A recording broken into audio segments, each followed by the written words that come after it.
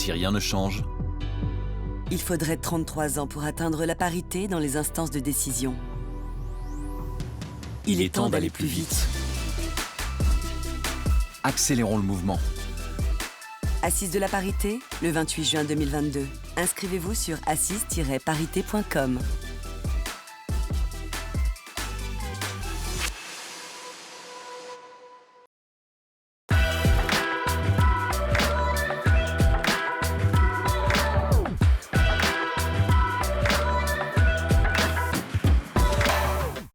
Bonjour à tous, bienvenue à l'atelier L'éthique et les femmes, levier de performance pour l'entreprise. À mes côtés, Judith Messas-Nadelman, vous êtes responsable juridique Europe, Middle East, Africa chez Babilis, groupe Conner, et Solène Brugère, vous êtes avocate au barreau de Paris et fondatrice du cabinet Be-Ethics. Alors pour commencer, une mise en contexte rapide.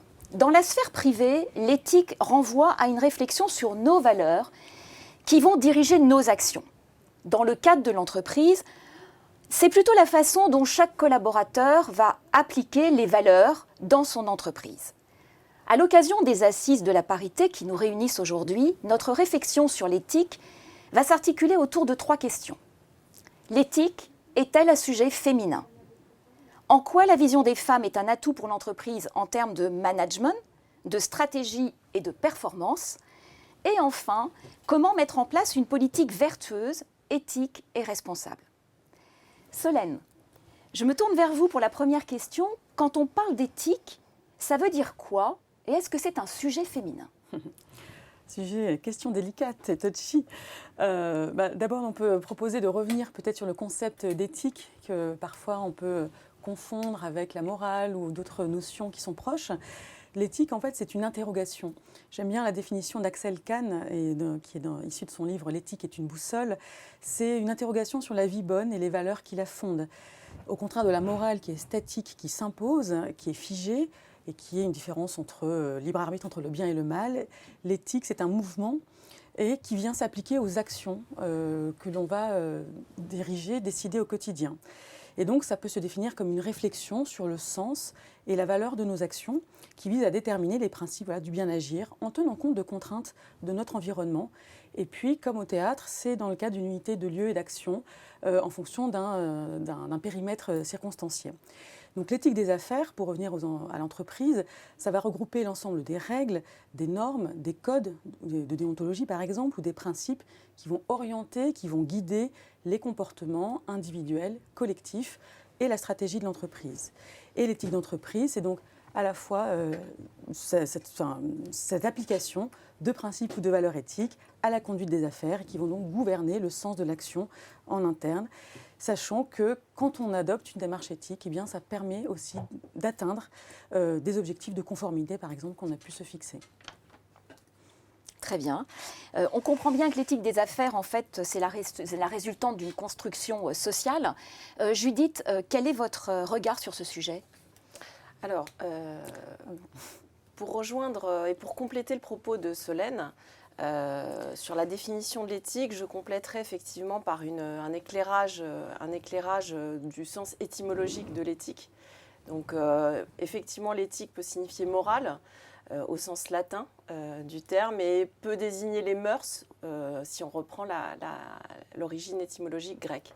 Et effectivement, on passe d'une morale à une action plutôt collective, des règles de conduite. Donc on est entre effectivement des règles morales et des règles de comportement. En quoi les valeurs éthiques seraient plus un sujet féminin, donc en quoi ce serait une construction sociale je vais peut-être laisser Solène en parler parce que je crois qu'elle avait prévu de parler de cette problématique de construction sociale. Mais je reviendrai plus tard en disant qu'effectivement, il ne faut pas rentrer dans le stéréotype social de j'attribue une valeur éthique plus aux femmes qu'aux hommes. Oui. Solène. Absolument. C'est vrai qu'après ce premier cadrage de définition, en fait, finalement, l'éthique, ça vise à rendre des pratiques plus responsables, justes et respectueuses des personnes et de l'environnement. Donc, ça rejoint aussi les démarches de RSE qu'on va évoquer tout à l'heure. En revanche, c'est vrai que cette question de savoir si c'est plus féminin ou pas, c'est un sujet. Il ne faut pas tomber dans les stéréotypes de genre qui viennent assigner certaines qualités aux femmes ou aux hommes. En revanche, c'est vrai qu'il y a eu de nombreuses études qui ont été publiées sur le sujet parce que ça interpelle. Il semblerait, selon les études qu'on peut trouver sur Internet, il y en a de très nombreuses, que les femmes peut-être adopteraient plus de valeurs ou se rapprochent plus de valeurs dites éthiques, mais en fait, c'est le fruit d'une construction sociale et en fonction des qualités qu'on attribue aux femmes en réalité. Et donc, selon les études, c'est vrai qu'on voit que les femmes seraient plus écolos que les hommes. Mais pourquoi ? Il se trouve que les études montrent qu'elles recyclent plus que les hommes. Mais en fait, c'est parce qu'elles sont aussi plus assignées aux tâches ménagères encore, donc c'est elles qui font plus ces tâches-là.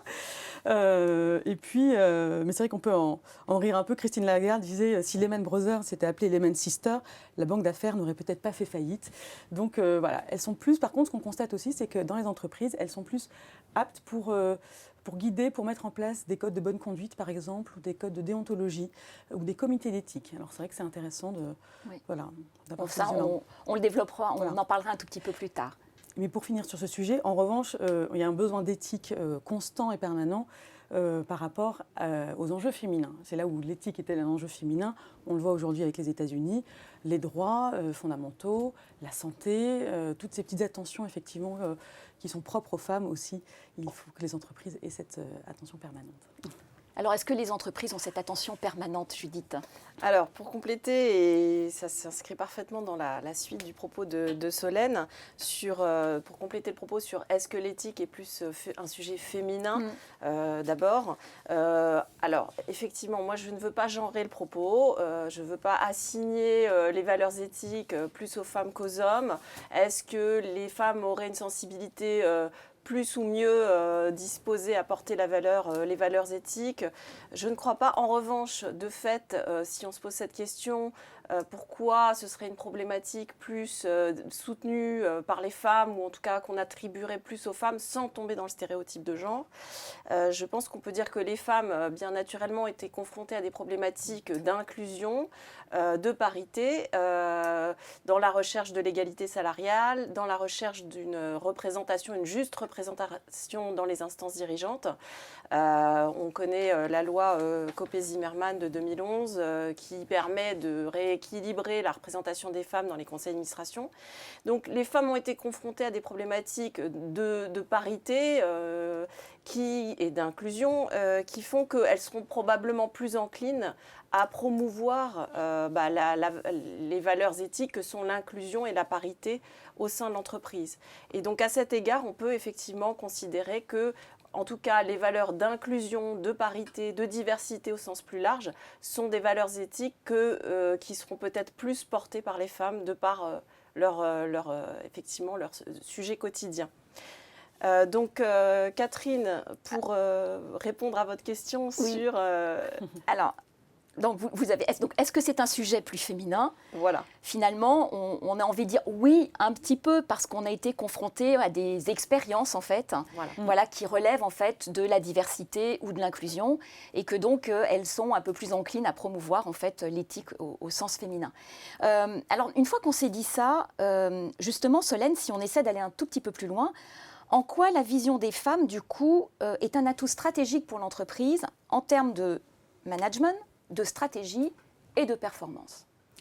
Mais là encore, si on reprend les études, tous mes propos sont vérifiables, scientifiquement prouvés, etc. C'est important, on n'est pas entre nous en train de réfléchir. Et là, il y a de nombreuses études, notamment qui ont été publiées dans les plus grandes revues économiques mondiales, qui viennent démontrer, attester, qu'avoir plus de femmes au sein de l'entreprise, que ce soit au poste d'encadrement ou au poste de gouvernance, eh bien, cela a un effet très positif sur la performance d'abord économique de l'entreprise, mais aussi la performance extra-financière. Sur la performance économique, chiffre à l'appui, c'est un taux de rentabilité supérieur, ce sont des bénéfices, des excédents bruts d'exploitation supérieurs, etc. Pourquoi ? Bon, on peut dire quand même, souvent les femmes les petites filles ont des bonnes notes à l'école, elles sont performantes, elles sont sérieuses. Quand on les met évidemment à la tête d'entreprise, ça fait plus de cerveaux qui réfléchissent à la stratégie et à tous les enjeux. Et donc évidemment, ça va multiplier les atouts pour pouvoir avoir une vision stratégique et pour l'entreprise bénéfique. Et puis également, pour la performance extra-financière, on constate aussi qu'il y a une attention accrue pour d'autres critères qui aujourd'hui sont essentiels et très stratégiques pour les entreprises et pour la durabilité de l'entreprise, les questions sociales, les questions environnementales, les questions sociétales, des activités, ainsi que les modes de gouvernance. Donc effectivement, on constate une attention particulière en termes de qualité de vie au travail, de conciliation d'équilibre vie privée, vie professionnelle, souvent impulsée par les femmes. N'oublions pas, petite parenthèse, mais notamment avec le vieillissement de la population, les femmes, après la parentalité et la maternité, c'est elles aussi qui sont plus exposées pour l'aide aux personnes vieillissantes. Donc c'est aussi des sujets qui les touchent particulièrement. Et puis, on voit que les actions qui sont menées sont bénéfiques pour l'ensemble de l'entreprise, individuellement et pour la planète. Donc, plus de démarches vertueuses, éthiques. Le bonus et l'intérêt, il est multiple, puisque c'est aussi une source de croissance externe. Pourquoi ? Parce qu'aujourd'hui, toutes ces actions-là, qu'elles soient extra-financières ou autres, ça fait partie des critères de sélection de la clientèle, des grandes entreprises, des fournisseurs. Il y a une exigence aussi de la clientèle maintenant qui devient de plus en plus attentive à la consommation, que ce soit les déchets ou des bonnes pratiques en matière sociale. Et donc, ce sont des atouts qui deviennent, en termes d'attractivité aussi pour les entreprises, pour les personnes qui vont travailler, ce sont des critères de choix.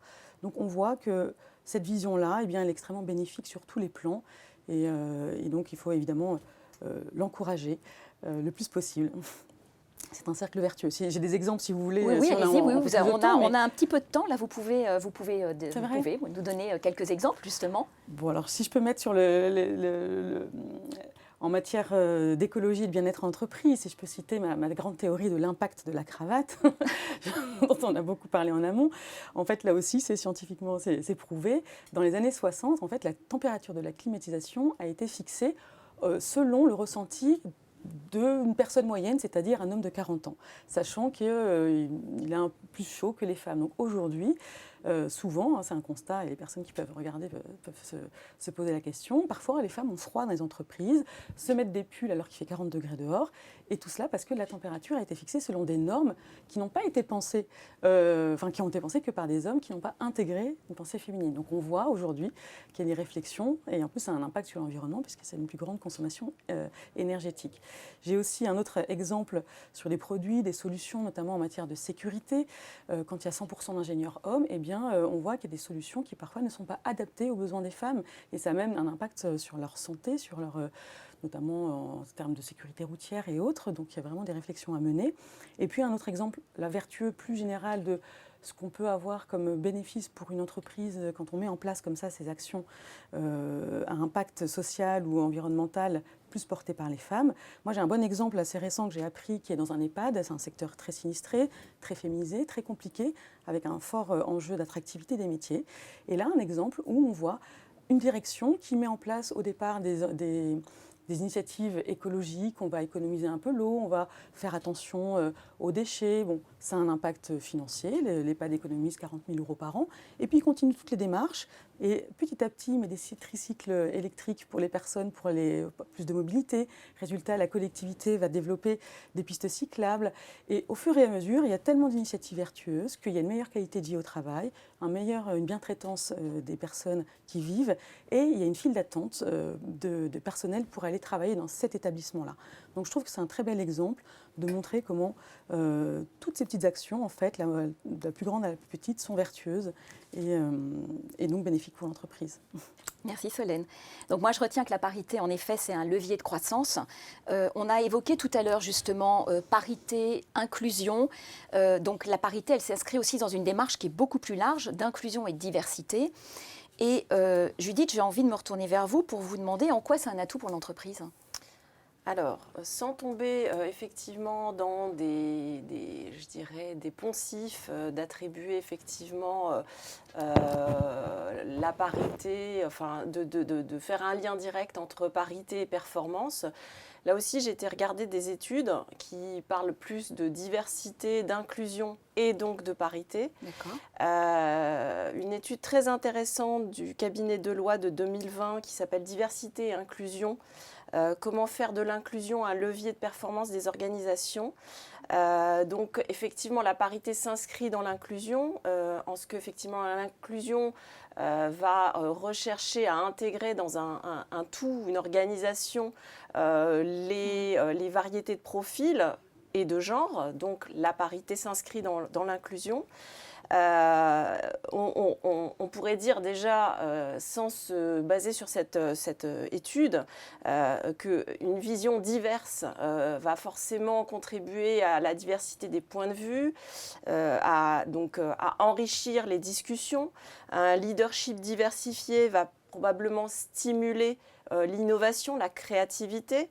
Et en cela, on pourra effectivement se dire que l'inclusion, la parité sont des facteurs de performance de l'entreprise.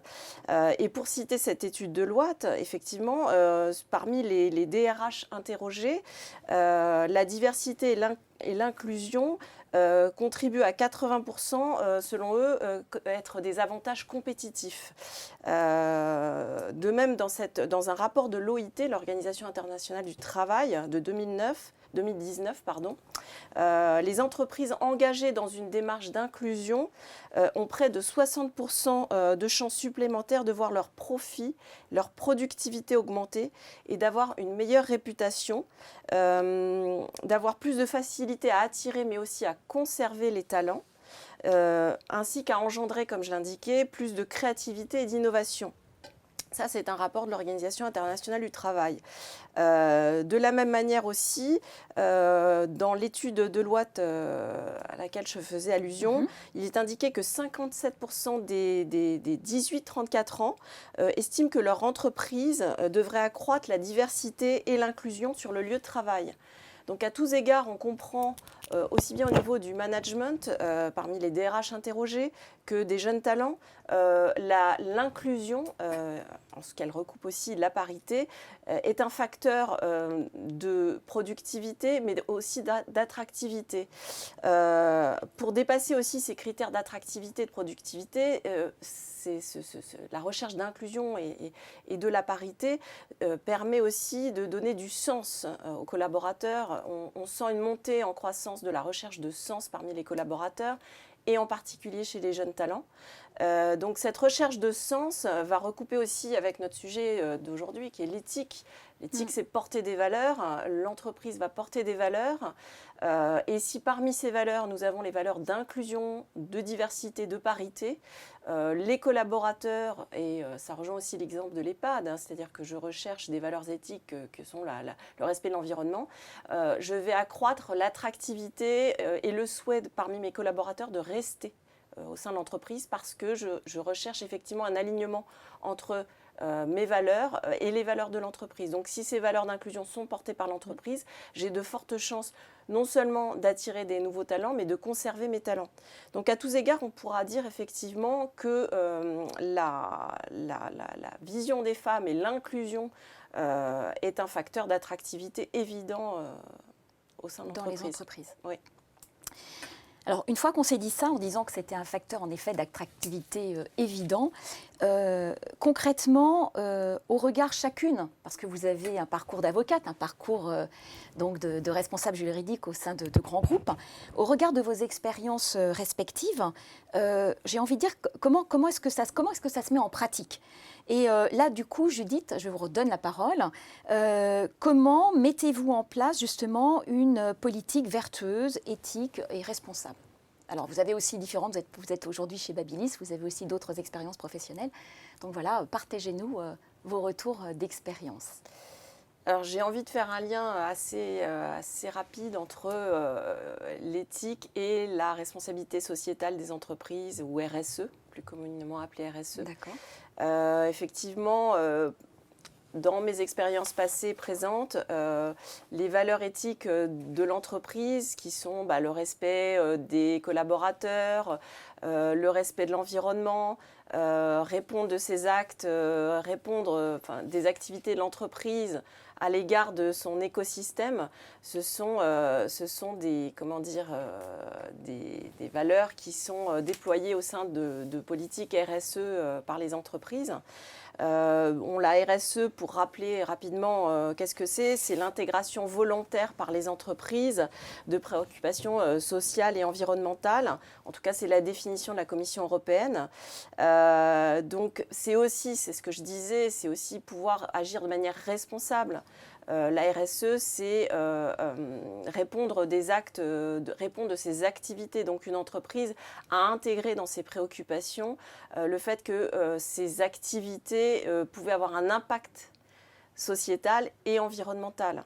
En pratique, comment déployer une politique RSE au sein de l'entreprise ? Alors, la politique RSE, comme je l'indiquais, c'est une démarche volontaire au départ. Donc, c'est comment intégrer le respect de l'environnement dans ses activités, très clairement en mettant en place des chartes éthiques. Dans mes expériences passées, nous avions mis en place une charte d'achat responsable, donc qui prévoyait de vérifier et d'auditer l'ensemble des fournisseurs de la chaîne d'approvisionnement pour s'assurer de mettre sur le marché des produits dits responsables sur le plan écologique. Donc des chartes d'achat responsables, mais aussi des codes de bonne conduite. Donc les codes de bonne conduite que vont mettre en place les entreprises s'inscrivent aussi dans leur programme dit de compliance, mais aussi de politique RSE. Donc ces programmes de bonne conduite vont recouvrir à la fois les réglementations impératives, c'est-à-dire bien se comporter en termes de corruption, de lutte anticorruption, respecter les règles anticorruption, respecter les règles en matière de droit de la concurrence, de pratiques anticoncurrentielles, mais des codes de conduite aussi sur le respect des outils informatiques dans l'entreprise, des chartes informatiques, le bien-être au travail, donc bien vivre ensemble. Donc les codes de conduite vont pouvoir couvrir toutes les activités de l'entreprise, tous les pans d'activité de l'entreprise, et donc au moyen de ces codes éthiques, on va pouvoir déployer toutes les valeurs de l'entreprise, en tout cas les retrouver. C'est-à-dire chaque code de bonne conduite sera la traduction des valeurs de l'entreprise, le respect de l'environnement, le respect des règles anticorruption, le respect du droit de la concurrence et tant d'autres. Cette politique va se déployer au moyen de ces codes de conduite. Après, ça peut être aussi des codes volontaires, mais aussi la combinaison de codes volontaires et de législation. On l'a vu par exemple dans la loi anti-gaspillage qui vient d'entrer en vigueur, qui prévoit d'imposer à certains fabricants, notamment dans le secteur dans lequel j'opère actuellement, donc l'électroménager, d'afficher un indice de réparabilité des produits, un indice de durabilité des produits, promouvoir l'économie circulaire. Donc ce sont des réglementations impératives. Parfois les fabricants les ont anticipées dans le cadre de programmes volontaires. Et donc on peut à ce titre se dire que la RSE c'est à la fois une bonne traduction de la responsabilité de l'entreprise à travers des programmes volontaires et le respect des réglementations.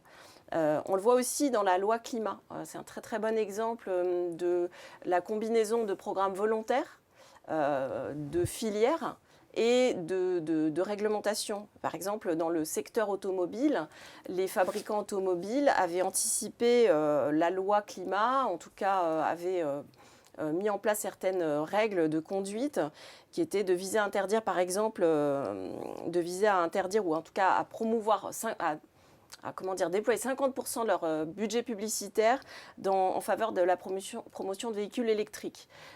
Donc ça, c'était un engagement de la filière automobile à 2021.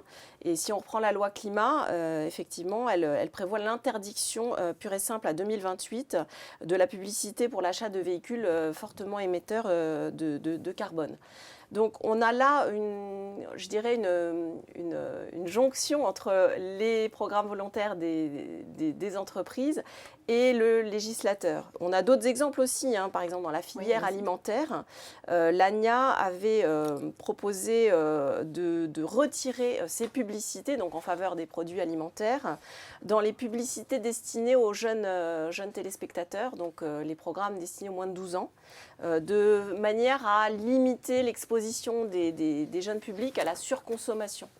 Et donc ça, c'est un engagement volontaire de la filière alimentaire qui rejoint la loi climat, qui vise effectivement à limiter la consommation. Voilà.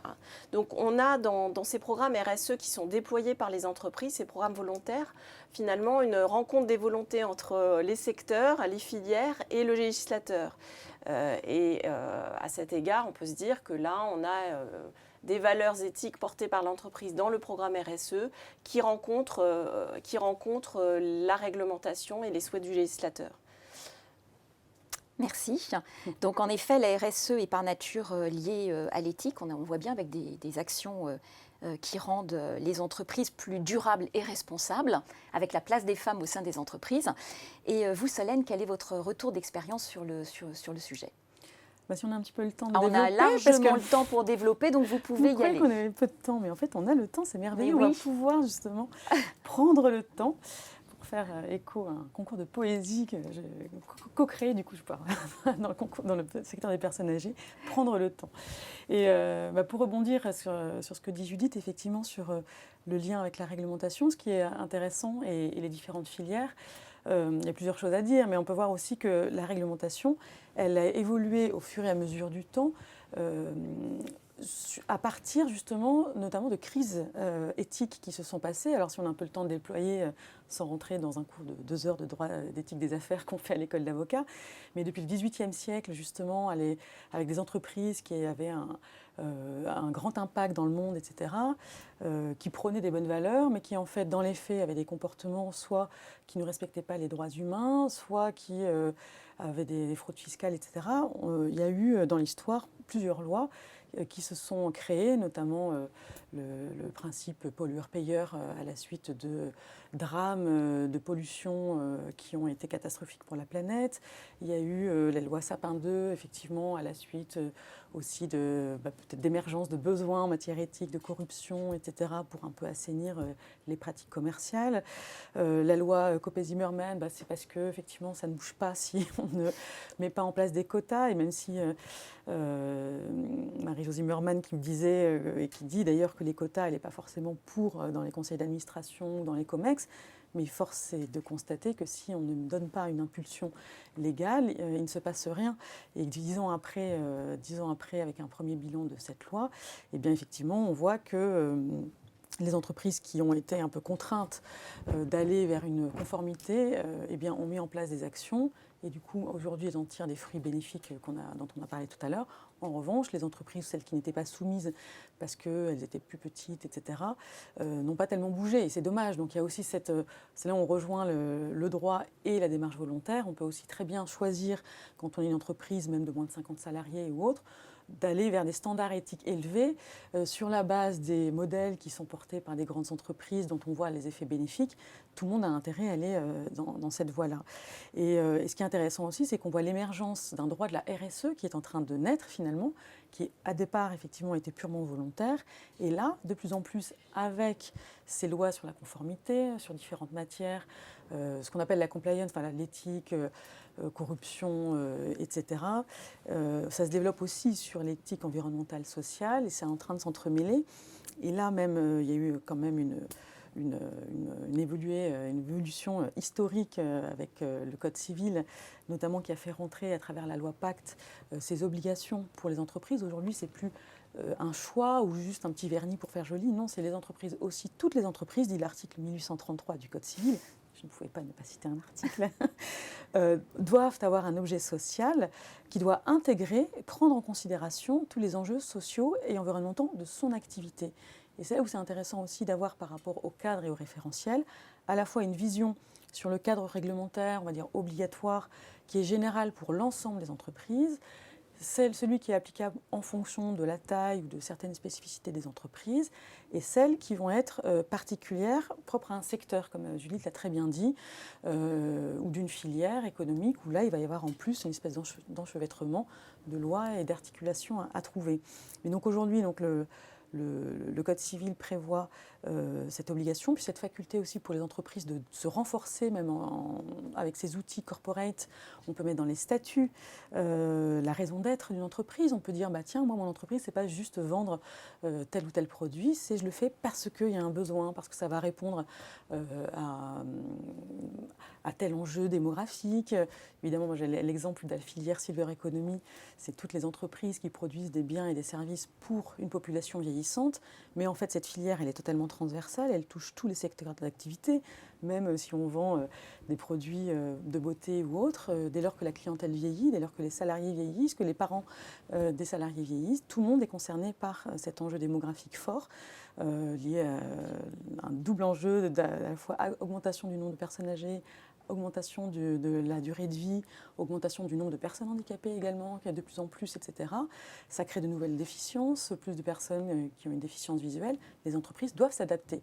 Et ça va d'adapter des documents commerciaux. Moi, je suis pour l'adaptation des contrats, pour qu'ils soient plus lisibles aussi, plus clairs. On parlait de legal design aussi dans le cadre de la préparation, d'anticiper dès le départ tous ces enjeux-là, et puis de les proposer, de savoir innover. Je crois qu'on a encore un peu le temps, donc je peux continuer. Oui. Donc voilà, ce cadre réglementaire. Donc là, évidemment, les entreprises, je les invite à s'appuyer sur les forces juridiques internes, les directeurs, directrices juridiques, ou éventuellement externes s'il y a un besoin d'un appui sur tel ou tel point particulier pour être orienté, pour connaître tout cela. Et puis en phase, à l'intérieur, un peu oser innover pour développer une culture éthique dans l'entreprise avec plusieurs initiatives. Alors par exemple, ça peut aller, je peux citer du coup des exemples que moi qui sont en place, qui sont en cours en ce moment. Très bien. Ce qui est important de noter, ça c'est un constat, c'est qu'il ne faut pas culpabiliser si on est un petit peu au départ dans les prémices d'une mise en place d'une démarche éthique. Toutes les entreprises, à ce que je vois, qu'elles soient toutes petites ou très grandes, sont sur ce chemin, ce fameux chemin dont on parlait de mouvement et d'éthique. Certaines sont plus ou moins avancées que d'autres, mais c'est un chemin qui se met en place et qui surtout, un petit peu comme dans un jardin, on plante des graines comme ça, et puis pour que les plantes poussent, il faut les arroser régulièrement. Donc c'est une démarche comme ça qui peut être mise en place, des programmes qui peuvent être mis en place sur manière plusieurs mois ou plusieurs années. Chaque année, par exemple, on peut se mettre un objectif. Tiens, je veux agir sur telle ou telle thématique. Là, on m'a demandé, par exemple, d'agir sur pourquoi pas, la sensibilisation au sexisme l'année prochaine. Bon, qu'est-ce qu'on peut faire ? On peut mettre en place des sensibilisations, des formations. Moi, je peux faire venir, j'ai la chance de connaître beaucoup de personnes expertes, soit qui ont écrit des livres, soit qui sont très impliquées sur ces sujets, pour faire des conférences, pour sensibiliser, pour faire des ateliers pratiques. J'ai découvert hier une fresque de la diversité, par exemple, qui peut être mise en place aussi pour sensibiliser à l'ensemble des discriminations, qu'elles soient à l'égard des femmes, des personnes en situation de handicap, etc. Et ça, ce sont des ateliers très pratiques. Au bout d'une heure, 2 heures, 3 heures, tout le monde est transformé, en fait, et on change les pratiques et nos mentalités. Dans le secteur du grand âge, on a pu me demander, par exemple, de sensibiliser, alors ça c'est intéressant, c'est les opérationnels sur le terrain, des commerciaux qui vont vendre en l'occurrence des douches au domicile de personnes âgées, et même les poseurs de douches qui n'ont peut-être jamais fait un cours de droit de leur vie, ni un cours d'éthique, juste pour leur dire, une petite sensibilisation à certaines valeurs, à certaines attentions qu'il faut avoir dans cette démarche de culture éthique. Ça peut être aussi pour un cabinet, par exemple, d'auditer les équipes, que ce soit du managing partner à la personne qui s'occupe de l'informatique, pour aller chercher en eux et en elles qu'est-ce qui les motive et qu'est-ce qu'elles auraient envie de mettre en place au sein de leur structure en matière d'égalité, de promotion des personnes, alors notamment les femmes, au poste de responsabilité. Je crois que c'était une chose qui n'était plus d'actualité, et bien si. Toujours et encore, il faut avoir cette attention-là. Développer l'estime de soi, la confiance, essayer de trouver ces leviers de performance individuelle et collective. Et puis, mettre en place aussi des actions. Ce qui était ressorti en priorité, c'est la qualité de vie au travail, c'est le bien-être, c'est l'équilibre Voilà, donc ça peut faire venir pourquoi pas des thérapeutes, mais tout est évidemment, ça j'ai une équipe maintenant au top, mais que ce soit la sophrologie, la kiné, la méditation, qui est, selon une étude qui est sortie récemment, la meilleure atout pour un management bienveillant. Bon, bah, tout ça, voilà, j'ai pu mettre en place, par exemple, alors c'était pour la gouvernance d'un EHPAD, mais on va le refaire, je l'ai fait pour les avocats aussi, justement, des ateliers de méditation avec cette espèce de vision globale qui fait que c'est bénéfique pour la gouvernance, pour la lutte contre le harcèlement interne, pour trouver des ressources au quotidien pour savoir se préserver, préserver sa santé aussi, éviter les risques psychosociaux, etc. Et puis derrière, stimule la bienveillance autour des équipes et avoir cet esprit comme ça de vertueux pour soi. Enfin, d'abord penser à soi pour ensuite pouvoir porter, donc ne pas s'oublier. Est-ce que ce sont des valeurs féminines en fait? Est-ce que c'est une vision féminine? Non, mais alors là, c'est aussi porté, j'avoue, dans mon équipe, pour aussi stimuler la sororité et l'entrepreneuriat féminin, des personnes souvent qui sont mamans, qui ont monté leur entreprise autour de ces valeurs-là, qui ont envie de les porter. Et je trouve qu'ensemble, on est plus forte quand on arrive. Et après, en plus, moi, le bénéfice, c'est que ça peut être valorisé au titre des actions RSE, avec une petite attestation d'avocate que les entreprises aiment bien. Non, il y a aussi des hommes. Et ça, je dois aussi dire que, alors notamment dans le secteur du soin, de l'accompagnement, que ce soit le philosophe avec lequel j'ai travaillé, qui était un grand éthicien, qui a fait une charte encore d'accompagnement pour les personnes âgées, ou d'autres personnes, de plus en plus d'hommes osent aussi développer leur sensibilité peut-être, et me confient leur envie d'avoir une entreprise qui est plus respectueuse de ces équilibres-là, de la qualité de vie. Donc, est-ce que c'est universel en fait? Mais on peut stimuler ces sujets-là. Après, j'ai d'autres exemples très concrets de rédaction. Justement, tu disiez rédaction des chartes, etc. Mais après, il faut les faire vivre. Donc, les actions, des programmes, et puis une communication, un petit sujet sur la communication égalitaire. Pour arrêter d'invisibiliser les femmes, c'est important, notamment pour leur faire prendre conscience, notamment pour aller accéder à certains postes, etc. Moi, je suis très sensible à ces sujets-là. Voilà, quelques gouttes d'encre supplémentaires pour un langage égalitaire, un petit toutes et tous, un petit langage inclusif qui va ne pas oublier les personnes. C'est important, ça fait du bien. Et de plus en plus de personnes y sont sensibles aussi. Voilà. Judith, vous avez peut-être envie de dire quelques mots sur ce sujet. J'ai envie de compléter les exemples de Solène qui sont très intéressants. Je pensais tout simplement sortir de la crise sanitaire. Est-ce qu'on sort de la crise sanitaire? Je ne saurais le dire encore. Mais beaucoup d'entreprises ont signé des accords de télétravail. Et j'ai envie de dire que c'est une bonne illustration de ce que peut être un programme volontaire d'une entreprise et en même temps une forte incitation des pouvoirs publics. Parce qu'un accord de télétravail, c'est éminemment éthique.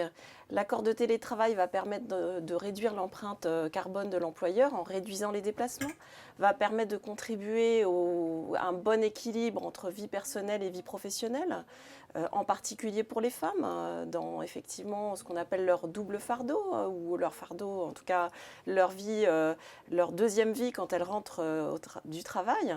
Donc ces accords télétravail sont, selon moi, une parfaite illustration de ce que le programme volontaire d'une entreprise va porter des valeurs de contribuer à diminuer l'empreinte carbone, bien-être des salariés et tant d'autres.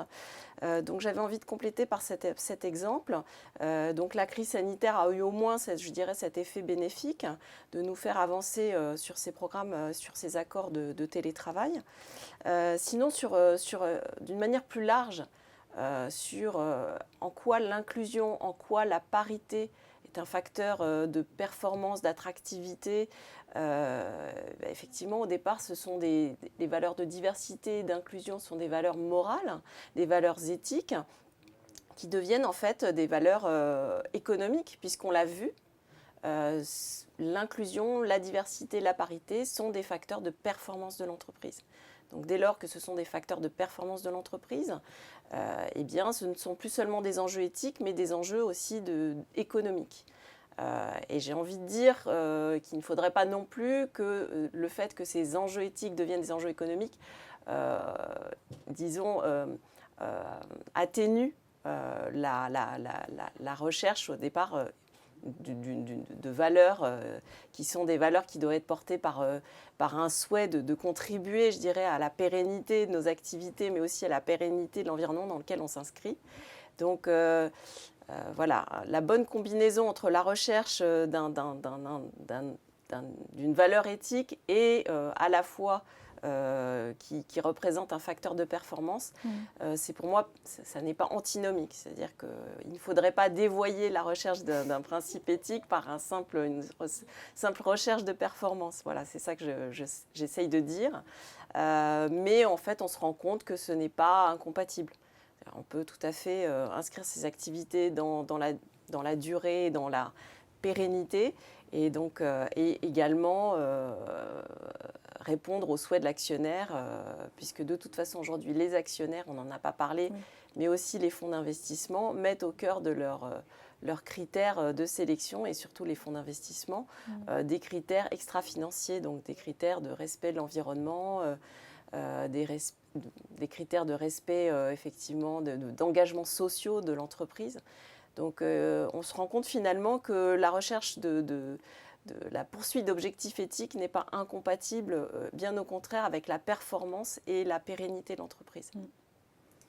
Mais écoutez, il nous reste quelques minutes encore, donc je vous propose chacune votre tour un petit mot de la fin, ce que vous avez envie de dire pour clôturer cet atelier.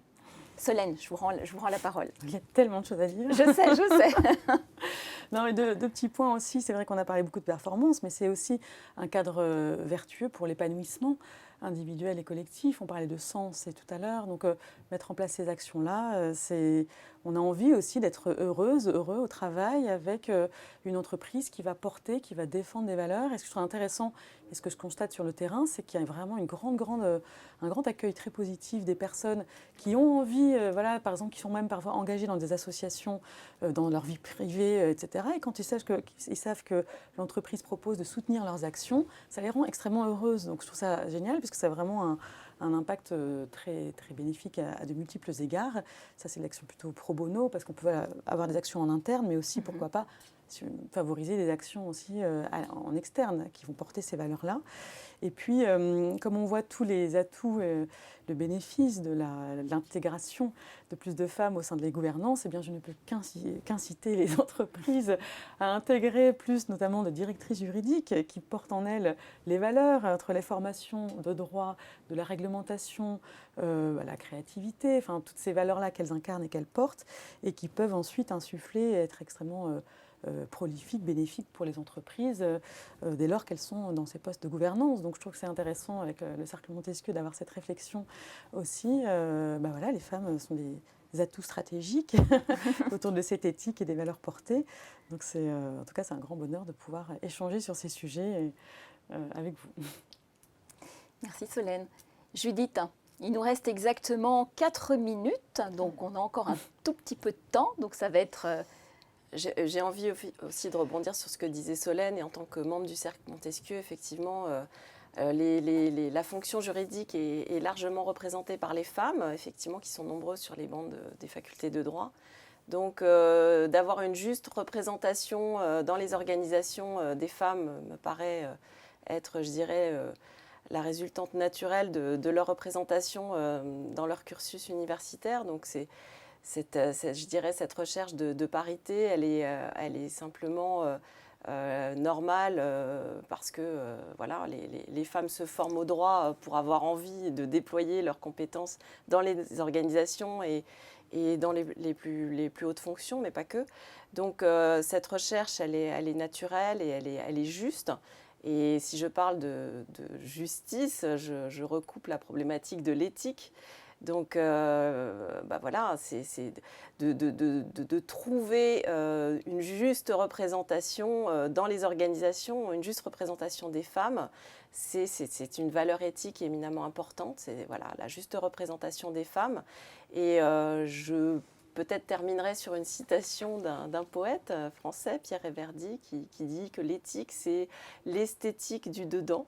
Donc j'ai envie de dire que l'éthique, c'est aussi l'esthétique à l'extérieur. Donc cette recherche morale individuelle qu'on porte nous tous, donc cette recherche de valeur, quand elle est traduite par l'organisation dans laquelle on travaille, c'est un alignement parfait entre sa quête personnelle et son moi social qui se déploie dans l'entreprise et dans le travail. Donc l'éthique et les femmes, oui, c'est un mariage qui a du sens. Je peux finir sur une dernière citation du Dalai Lama. Alors, les allons-y. femmes doivent être davantage impliquées dans nos sociétés, participer à la construction d'un monde plus paisible, plus solidaire et moins violent.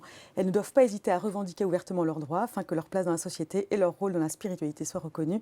Elles doivent se mobiliser sans attendre que les hommes leur cèdent la place. Merci Hermès Garanger pour la citation qu'elle m'a envoyée. Je trouve ça intéressant. Voilà, on peut contribuer au monde dans lequel on a envie de vivre ensemble. Très bien, donc vous l'aurez compris, l'éthique et les femmes, levier de performance pour l'entreprise. J'ai envie de dire oui, bien sûr. Voilà. Merci à tous d'avoir assisté à cet atelier. Merci. Et je vous souhaite de très bonnes assises de la parité. Merci Merci beaucoup, Solène, Catherine. merci Judith. Merci Catherine. Merci.